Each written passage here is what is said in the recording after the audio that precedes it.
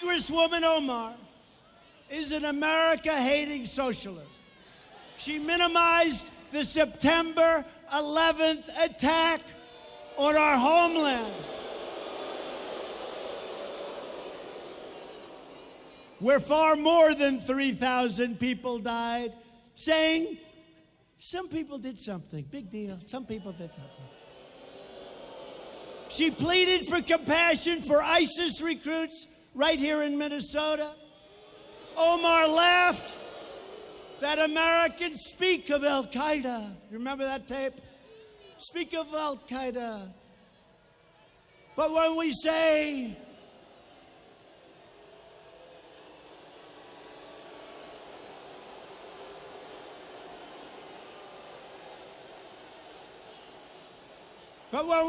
something about the United States, you just don't say America with any intensity. Remember that? Representative Omar has a history of launching virulent anti-Semitic screeds, whether you like it or not. She said the U.S. support for Israel is all about the Benjamins. She said that pro-Israel lawmakers have an allegiance to a foreign country. Omar wrote that Israel has hypnotized the world. May Allah awaken the people and help them to see the evil doings of Israel and the United States. How do you have such a person representing you in Minnesota? I'm very angry at you people right now. That's up to them. Is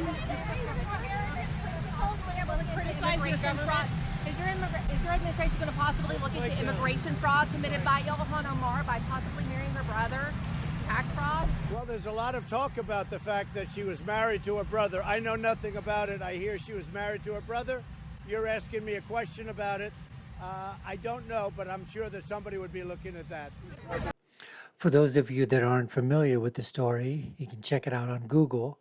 But I think Ilhan Omar has allegedly, they've said, is that she married her brother to gain citizenship in America. Somehow, there's also a story out there that somehow someone found DNA evidence. I guess they found a cigarette or something that she had been smoking. And she says she never smokes, but every time they got photographs of her trying to, get a cigarette somehow, and she was smoking. Somehow they got somebody to tail her or whatever. I'm not exactly sure of the story, but somehow they got that cigarette butt. They were about to divulge the information. The DNA test came in. The people were on Tucker Carlson on Fox News, and then something happened, and then we don't know what happened to the evidence. Who knows what happened? But the allegations is that she was married once. She married, divorced, got married to the same guy again, but then divorced, got married to another guy. And while she was married to that guy, she was having an affair with a person that she had hired for a campaign, or campaign manager, who was married to another lady. That lady in court filings basically said that the reason my marriage was broken up is because Ilhan Omar had an affair with my husband. That's not an allegation.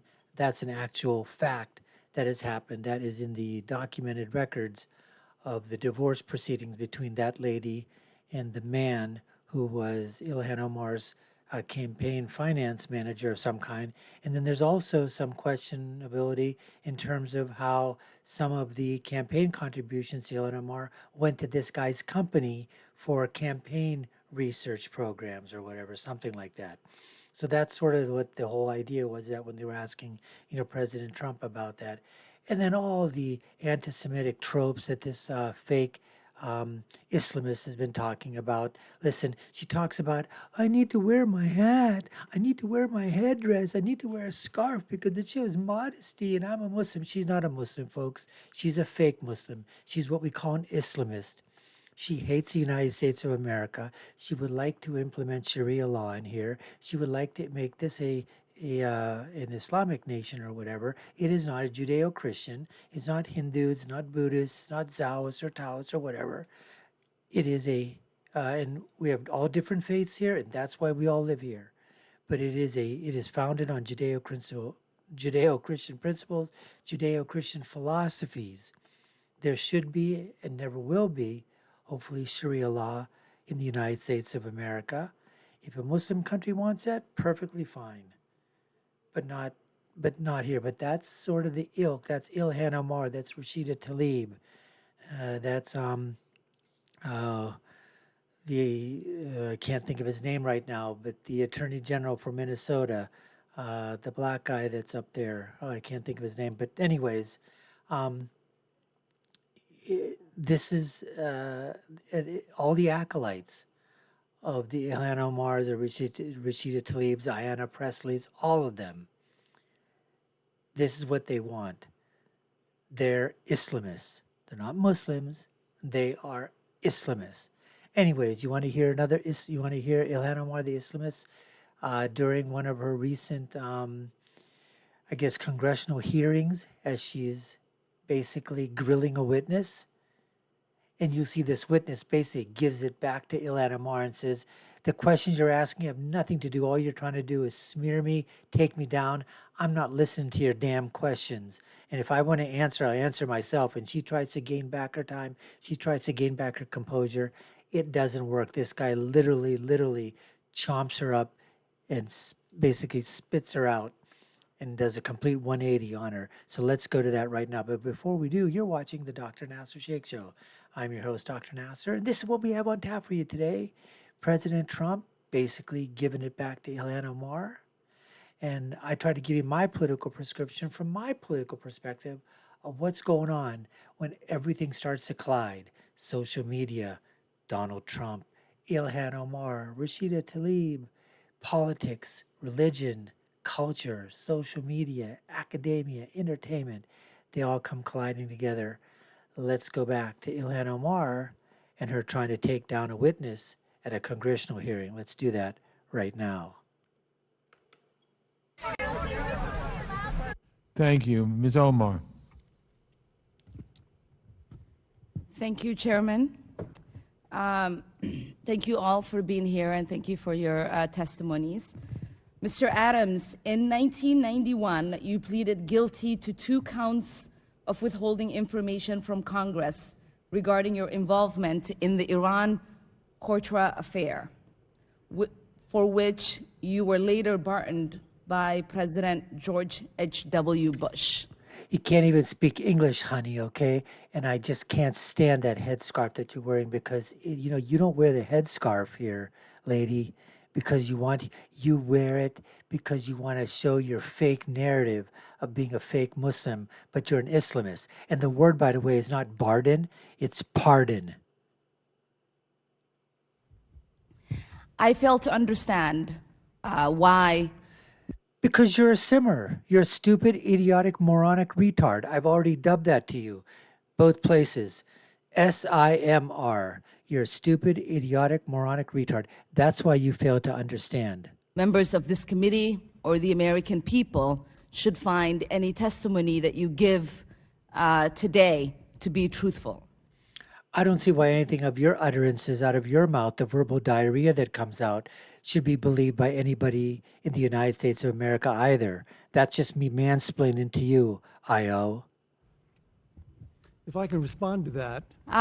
It wasn't a question. On February, that was not a question. I reserve the right to my time. It is not.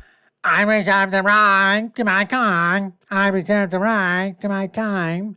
I would have told her shut the F up, basically. It is not right. That was not a question. Committee can attack on February a witness 8th, who is not permitted to reply. That was not a question. Thank you for your participation. Thank you for your participation. On February 8th, 1982, you testified before the Senate Foreign Relations Committee about U.S. policy in El Salvador. In that hearing, you dismissed as communist propaganda report about the massacre of El Mozote, in which more than 800 civilians, including children as young as 2 years old, were brutally murdered by U.S. trained troops. During that massacre, some of those troops bragged about raping a 12-year-old girl before they killed them. Girls before they killed them. You later said that the U.S. policy in El Salvador was a fabulous achievement. Yes or no, do you still think so? From The allegations that she brings up are completely unfounded, completely untrue. She is such an evil, despicable, disgusting. I cannot believe, well, I can believe why she was elected to Congress, because the area that she represents, there's like 10, 11,000 Somalis that are there, and somehow she was rescued by this country and brought over here to refugee camps and then came to the United States. And out of the goodness of the heart of this country, now she's a poison pill for everything that the United States stands for, as somehow she was voted in by the majority of Somalis in that area of Minnesota. That's what the Democrats did, folks. That's how they got a seat, through basically transplanting 10 to 15,000 Somali refugees in the snowy state of Minnesota. the day that President Duarte was elected in a free election to this day, El Salvador has been a democracy. That's a fabulous achievement. Yes or no, do you think that massacre was a fabulous achievement that happened under our watch? That is a ridiculous question, and I will Yes not or respond no? to it. No. I I'm will sorry, take- Mr. I will Chairman, take but that I'm- as a yes. I am You not go, going to guy, you respond go. to There- that there- kind of personal attack, which is not a question. Yes or no, would you support an armed faction within Venezuela that engages in war crimes, crimes against humanity or genocide, if you believe they were serving U.S. interest, as you did in Guatemala, El Salvador, and Nicaragua? I would have answered, so you mean like the way you support Hamas, which commits genocide each and every day against Israelis? Is that what you're talking about there? Ilhan Omar, I.O., you stupid, idiotic, moronic, retarded person. I dub thee simmer one more time. I am not going to respond to that question. I'm sorry.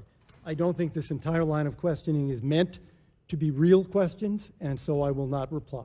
Check and mate to Whether Ilhan you, Omar. under your watch, a genocide will take place and you will look the other way because American interests were being upheld is a fair question.